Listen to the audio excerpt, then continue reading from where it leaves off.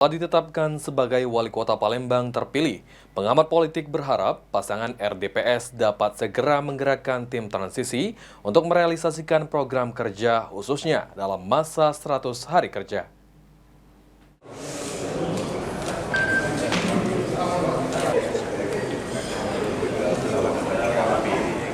Komisi Pemilihan Umum Kota Palembang telah menetapkan kepala daerah terpilih yang nantinya akan memimpin Kota Palembang 5 tahun ke depan untuk periode 2025-2030.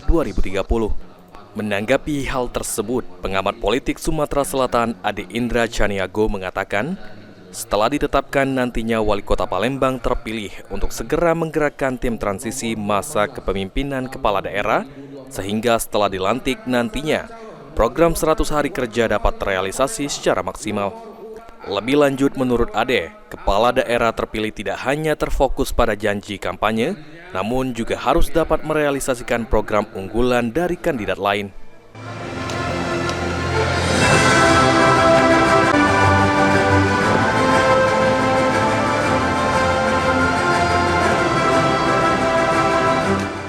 Pasti lazimnya kan ada tim transisi. Nah, kita berharap tim transisi mulai dari hari ini sampai jelang pelantikan itu bisa maksimal untuk bekerja. Terutama kaitan dengan apa yang harus dilakukan dalam 100 hari. Karena buat saya ini penting, kenapa ini indikasi atau indikator bahwa apa yang dijanjikan itu bisa diwujudkan.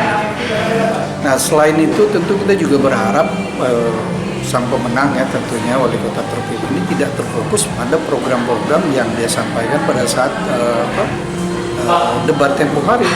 Ade berharap dengan semboyan Palembang sebagai kota Palembang Darussalam, nantinya wali kota terpilih dapat membuat program Palembang mengaji.